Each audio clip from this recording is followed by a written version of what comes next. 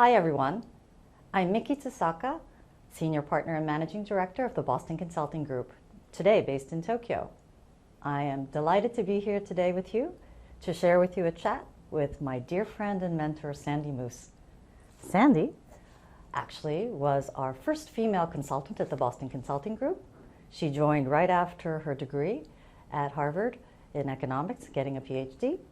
She was she had many roles in the firm. And when I first met her, can you believe it, Sandy, 30 years ago, I know. you were the Senior Partner and Managing Director of our New York office. She subsequently managed many more things in the firm. She has done wonders for us and our clients. She subsequently served on many boards, profit, nonprofit. I don't know how you keep your calendar as busy as you do. And she has graduated from BCG and now a senior advisor with the Boston Consulting Group. So today we can talk about a whole range of things, but I wanted to focus on a few questions about mentorship and advice for women like us in business. And I think those pieces of advice will also be applicable for men as well. So with that, over to you, Sandy. Maybe you can make a few opening remarks, and then I have a bunch of questions I'd like to ask you. Okay, that sounds good. Thank you, Miki, for your most generous introduction and kind remarks. I have to say, I really feel very fortunate to be here today and to have said I've had a wonderful career at the Boston Consulting Group, because the beginning of my career was not really very auspicious, and I would have to say that it was sheer serendipity that I found the Boston Consulting Group. As Miki said, I came to BCG after receiving a PhD at Harvard in economics. And the reason for that is they wouldn't let women into the Harvard Business School yet for the 2-year degree program. They admitted women for a 1-year associate MBA degree from Radcliffe College. And I thought that probably wasn't going to amount to much, so I applied at the other side of the river, finding that they were more welcoming to women. However, once I got there, I found out that they had a not to exceed 10% quota for women. So I'm not sure I would have gotten in today, but I'm really delighted that I did get to Harvard. And when I finished my degree, they were not used to giving career counseling for people who weren't going to continue on the academic track. And since I got my degree in January, there wasn't a good time to get an academic appointment. Right. So I knew absolutely nothing about writing a resume or getting a job. Fortunately, I was in a wedding party, and a member of the wedding party was teaching at Harvard Business School, so I asked him what to do. So he suggested a resume format, and then someone from Radcliffe College intercepted me and said, you know, as a woman, you probably should put at the bottom of the resume your typing skills. And so I wrote in that I could type at 50 words a minute. And then as it turns out, I got pretty good at it. So as it turned out, this fellow from Harvard Business School knew Bruce Henderson. And he said, you know, he said, if you really want to go back to the academic world, you might like to work in a consulting firm, because that way you'll get an overview of a number of different businesses. And he said, let's face it, you're very academic, and you really need to have some practical business experience of learning how businessmen really make these decisions. So he said, you know, I think the Boston Consulting Group would be great for you because they're kind of academic and they focus on big ideas. So the next thing you know, I'm calling Bruce Henderson for an appointment, and I expected to get his assistant.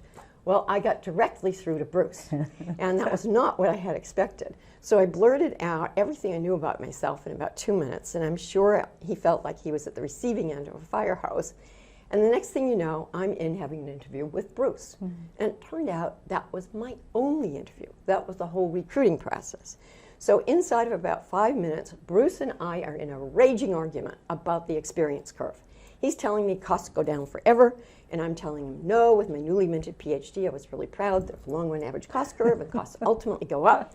So he erases what I put in the blackboard, I erase what he has in the blackboard. We go back and forth, and after what seemed to be an eternity, Bruce looked at me and he started pulling whatever little hair he had out of his head, and he said, lady, you got a job if you want one. But he says, I never heard of a woman in management consulting. And then he said, you know, I got 16 guys here. And when you come right down to it, they don't know a lot about consulting either. He said, you could call them flakes. And he said, I guess it doesn't matter if I add one more flake to that mix. So on that note, I accepted the offer. I thought this sounded like fun. And with every intention of 2 years later going back into the academic world. But I couldn't believe how exciting it was. I used to pinch myself on Monday mornings saying, I can't believe I'm getting paid to do this job. And so as a result, before you know it, 35 years just go whizzing right by, and it was a fabulous time, fabulous career. And I think one of the most compelling points in terms of joining BCG was not only working on leading edge issues for clients and the intellectual challenge, and frankly the human challenge it poses in terms of getting clients to implement, but that this firm was always mission driven. It was never really profit maximization. Bruce was always interested in ideas, and he attracted people that were interested in ideas. So the people, the values of the firm was really what I think kept me here for so many years. Well, I tell you, So BCG great. is lucky that you were attracted to BCG and that Bruce knew how to pick the best talent in the world at the time. So Thank you. Thank you. And I'm also glad that our recruiting process has evolved a little bit, because I think we've changed it a bit, although that sounds like a fun battle with Bruce that got you here. I know Bruce was a dear mentor to you and a great friend as well, and I'm sure he gave you a lot of advice once you arrived here. But I remember I remember all the advice you've given me over the years, but some of my favorites are, content is king, but you got to look better than the queen. I think you said something about when I had a hard time speaking up as a young consultant, whether it's 16 flakes, as you call them, but more senior people around you, I had a hard time speaking up. And you said, don't pressure yourself to speak up. Just start by hearing your own voice. Ask a question. And that's what I tell all the people I work to today that have a hard time speaking up. But I wonder, if you think about all the advice you've gotten at BCG, any memorable moments, whether from Bruce or anybody else? Oh boy, I get lots of advice. I would say, well, one of the things I did learn at BCG, which I've carried forward, is to underpromise and overdeliver. But I think the advice I got from my father ages ago stuck with me, which was make sure you add value. Make sure you add value in terms of your job and in terms of the organization. So always kind of show enthusiasm, excitement, and look for opportunities to kind of expand the space for whatever it is you're doing. So it's always, and show that you're willing to work hard. He would have And been a that was good great. consultant So, too. so I found that was very valuable. Good. And in terms of mentors, I know you were the first female consultant, so you may not have had a lot of female mentors, but who comes to your short list and people who've really helped you in your career? Oh, that was really interesting. In my day, mentor was still a character in the Odyssey, so no one talked about anything like formal mentorship programs. But Bruce, after having hired me as, quote, the only woman, didn't want to see me fail, and he realized that I had a really academic background. So he encouraged two partners. Now, I think he probably twisted arms, but he encouraged two partners to take me aside and to give me sort of lessons at the end of the day on business jargon and business issues, so that to bring me up to speed in terms of business, and at the same time to work with me.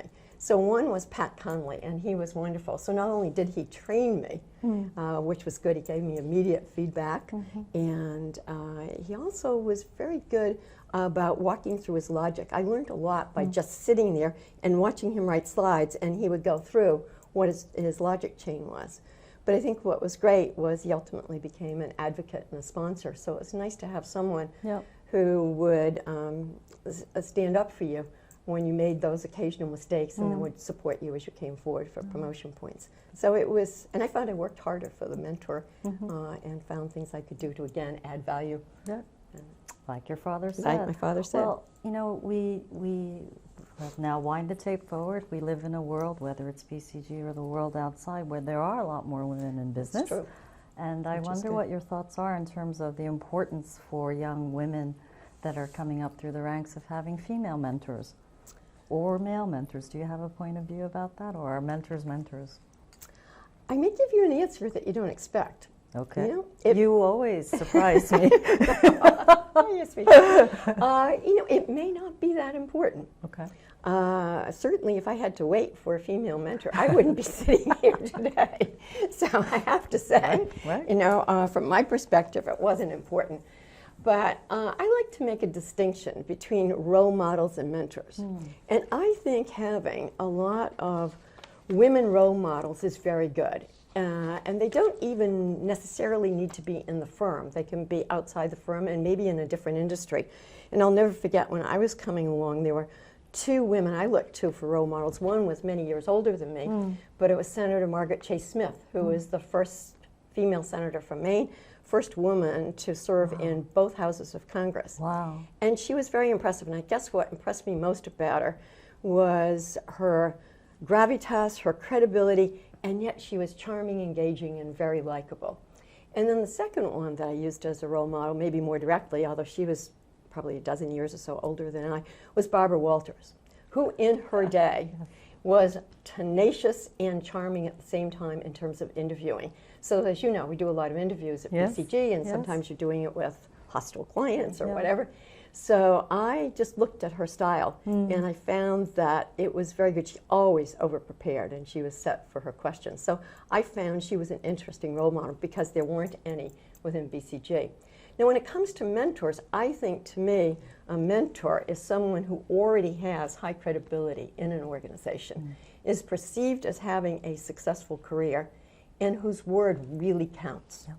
So frankly, I think a white, male, mainstream partner that's achieved all of that might be a better source of advice and guide for women and for people of diverse backgrounds, because they really understand the organization's culture. They are the majority in that company. Exactly, and they can kind of guide you through the process and kind of crack the code for you. Whereas, I hate to say it, unfortunately, there are still very few of us women and few people with diverse backgrounds as partners, and sometimes, unfortunately, our success gets diminished. Oh, they were lucky, they were in the right place at the right time, or worse, there was affirmative action or whatever else. Right. And also, I think, can be perceived for the organization as pulling one of your own up. So I think it's wonderful that we have female partners and partners with diverse backgrounds, and I think they can be a mentor. I think it's good to have, you know, sort of perhaps a mainstream mentor too, so it just doesn't look as though in any way the judgment is biased. But frankly, we still have so few women partners that you can't burden them with bringing along all the women. It would be an unfair burden to them. Right. So I think you have to have I always think you need to have at least two mentors. You don't have to have a jillion of them. You can have a lot of role models. Right. But I think in terms of mentors, it's good because you learn different things from different people, and organizations really hate to take the word of just one person. So I think it's good to be able to have two strong advocates in the room for you. Now, whether it's our company or the world at large, I do think we do live in a more diverse world. You know, again, I just flew in from Tokyo, so Right, exactly. you know, certain countries are better than others. But Right. If I reflect on what you've said, Sandy, I think you've been a fantastic mentor to me. You happen to be a woman, but I considered you my role model and mentor, and I think a lot of things you said resonate. And you know, if folks out there are listening, I think your message is about making sure the distinction between role models and mentors, making sure that as a minority in the room, you understand the majority. The majority understands to understand. The majority needs to understand the minorities as well, and figuring out that right personal constellation is probably a very personal choice, I would think. Right. And I have in to the say, I'm end. very proud to have mentored Rich, too. Yes. As I recruited both Rich, our you and CEO. Rich Yes. at the same time in 1988. That's So, true. Right. We've done okay. We've done you certainly better than okay. Let's talk about the early days, Okay. around your consulting days. You talked a little bit about how some of your mentors and role models taught you the ropes. So what are the things that you found difficult and that you may have struggled with? Because, you know, you seem like you can do it all now, and I'm sure people out there are like, well, I can't be like that. What were some of your key challenges as you were growing up in the world of business? I have to say, first of all, it takes years to become Sandy Moose. I wasn't Sandy Moose way back. Yeah, it takes a long time. I guess this is going to sound odd, but the initial challenge was being young. I found the good news, I guess, the business environment in those days hadn't had much experience with women, Right. and they'd had no experience with a woman consultant. So at least I was walking into what I thought was neutral space. Yeah. But I was pretty young. Yeah. Even, Sorry go to ahead. interrupt. Go ahead. I feel exactly the same way about my first years or days in BCG Tokyo when I was 21. Yeah. I don't think it was that I had a skirt. It was because I was younger than anyone in the room. Absolutely. So I totally resonate Absolutely. with what you So that was the key barrier. And Yeah. even my own father said, you're a smart kid, but I don't think I'd hire you to solve my business problems. So, when your own father says that Yeah. to you, have a sense as to how young you are. So unfortunately, that solved itself. I don't have that excuse any longer. Yeah. But I think what helped was, frankly, having a PhD, because I was always introduced as Dr. Sandra Moose, and there weren't many people in the business world that had PhDs, and especially one from Harvard. So as a result, that gave me some space. I think if someone was set to give a smart, snappy response, they bit their tongue and said, she's probably pretty smart, so I better hold off. I bet you were. Well, And you are. that helped. And also, too, in that era, believe it or not, in this day of data scientists, there weren't many people with quantitative skills. So the fact that you were kind of a quant jock, in addition, was very helpful. And believe it or not, my name, Sandy Moose, helped. Because everybody thought I was going to be a man. Sandy. Sandy. Right. They thought that In was the a US nickname for context. Alexander. Right. And then Moose, they just thought no woman would have the last name of Moose. So I figured out I had to be. So you show up in a red jacket and they're like, And they're where's like, Dr. Sandy exactly. Moose? That Yeah. happened a few times. I said, well, I'm Dr. That's Sandy me. Moose. That's me. And I would say the final thing that really helped break the ice is I happen to like sports, and in particular follow baseball and, of course, the Red Sox. And a lot of my clients were in the sort of Boston to Washington arc. And everyone either loved the Red Sox or hated the Red Sox. So it didn't matter. You had a topic for conversation over lunch. And what was good about that is that they could see you talk about something that wasn't business-based. And if they thought you made some common sense, they started to develop trust in you, saying, oh, well, I would have said the same thing about whatever the baseball game was or the baseball trade. And the other is they found out that I was kind of a normal, regular person. I wasn't sort of an ivory tower egghead. Yeah. And so that really helped. So I have to say, I didn't have too many horror stories.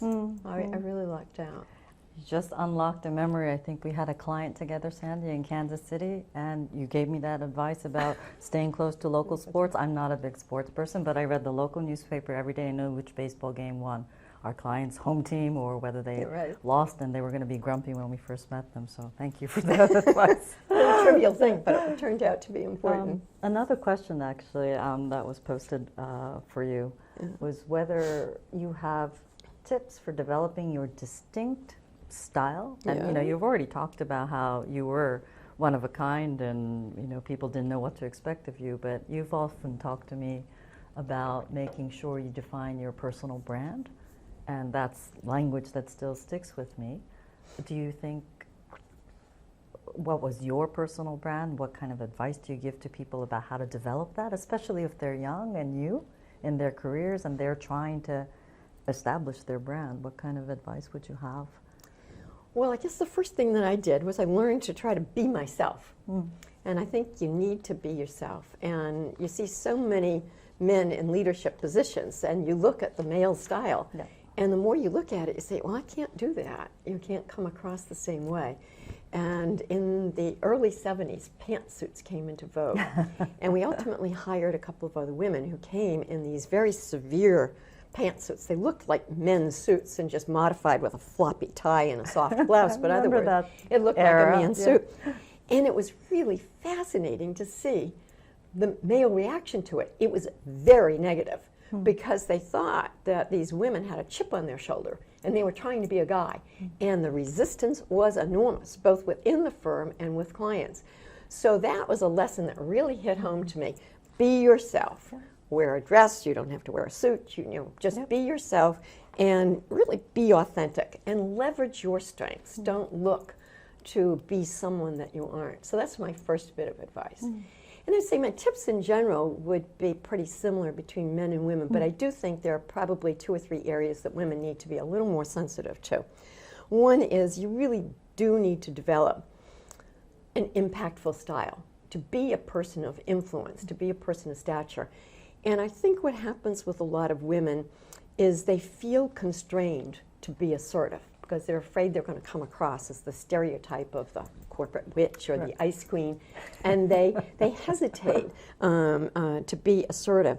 And they also get fearful in situations where they realize they're the only woman, and they feel like a goldfish in a goldfish bowl. And I think, as you mentioned earlier, there's a hesitation to speak out. Yeah. I think that my observation of working with a lot of men and women of the same age, I think women tend to fear failure a lot more than they desire success. So being put into this goldfish bowl kind of environment, they're going to hold back. But the more they hold back, then the less they seem credible and as a leader. So I think it's important to overcome those fears, to get some training and to work with coaches and with your project leader in order to overcome that. I also think that women are not, despite their wonderful social engagement skills, they do not have as robust networks as men. And I think that's partly because they're too busy, they don't have the time, their good works will speak for themselves, there's something they feel uncomfortable about self-promotion. But it's really important that you build networks partly to develop those role models and mentors and people that you can learn from, but also, frankly, there's a lot of luck in business and in life. And so you need to have a network of people that know you, like you, and will help you through some tough times, and especially if you don't have any business at that particular point in time, and that's good. And then I think in terms of work-life balance, again, I think there's still inequalities that women have to shoulder more of the burden of life at home. And we both have a friend who doesn't like this concept of balance of work and life, and I don't either, because it seems as though there makes them into opposing forces, and they aren't. And they're really, as she says, a blend. But I would have to say it's a blend like a beef stew and not Campbell's homogenized tomato soup. So it has lumps in it, and not everything is going to work out. Right. And my advice for that is, there's nothing that's ever going to work out perfectly. Things are not always going to be in harmony. But just remember, things change, bad times will pass, and you will figure it out. Because you've figured it out up to now, you'll figure it out. So just have that confidence. I'm going to take that word with me. That'll be my mantra for the coming weeks. So anyway, we've had a lot of fun. Those wonderful stories, and I'm sure many more, but I think we're just about to run out of time. So we're going to get to the big close. The big close, The big Sandy. close, oh my gosh. Don't mean to surprise you, but I have 5 rapid-fire questions. Oh, I'm going to dear. go boom, boom, boom, and you just don't overthink it. Don't be too analytical. Okay, that'll be hard for me. I know. So That'll be hard. just Okay. blurt it out. Ready? All right. Okay. Question number 1. What's the best book you've ever read? I know you've read a lot of books. Yeah, that's hard. In terms of talking about women, actually Atlas Shrugged. I'm not a libertarian, I'm not necessarily an Ayn Rand fan, but that was very interesting in that particular novel. And you saw a very powerful woman in business, and she was a little bit more cold and calculating than I would think of myself, but she had a very assertive style, and I thought that was very interesting. So that actually had some impact on me. Good book. Who's your favorite artist? Who's my favorite artist? Oh my gosh. I'm going to be probably very old-fashioned. I love French Impressionism, so I'll probably say Monet. Okay, I could have guessed that one. Predictable. Oh, what's your favorite city? Oh, well, I'd have to say Boston, I right? figured. Although, after having spent 11 years heading BCG's New York office, Right. my heartstrings still go to New York, It's too. your second home. It's my second home. Okay, what do you prefer, beach or mountains? Oh, probably. I used to prefer beach. I think I prefer mountains these days because I don't want to get too much sun. Summer or winter? I like them both. That's Probably, okay. yeah. Okay. And finally, do you have a mantra? Do I have a mantra? Probably have one at this particular point, is let your age and experience work for you and not against you. I like that. I like that very much. So do I have rapid fire questions for you? I guess, do we have time? Okay. All right. Okay, since you spent a lot of time in both cities, Tokyo and New York, Yes. what do you like most about each and what do you like least about each? I love the food in Tokyo. I love the hustle and the bustle of New York. That was kind of do a lame too. answer, but Oh, I do too. I like the hustle of New York. I like the it energizes you. You know, when I'm in Tokyo, I miss New York, and when I'm in New York, I miss Tokyo. That's the way I was in Boston. When I was in Boston, I missed New York, and when I was in New York, I wanted to be back in Boston. Next question. Okay. I was going to ask you, how do you see, since you've had experience, again, working in the business world in both Tokyo and New York, how do you see the challenges for women? How do they differ between Japan and the United States? Well, I think you've given us a whole bunch to think about in terms of the challenges in the States and how things are actually evolved. One of my favorite moments early back in returning to Tokyo is a CEO, Japanese CEO said, because I was trying to be very Japanese, he said, no, we don't want the Tokyo Miki. I hired the New York Miki. Tell me what you think. And so even in Japan, I do think that, yeah, Japan is evolving too, and maybe we're not so different.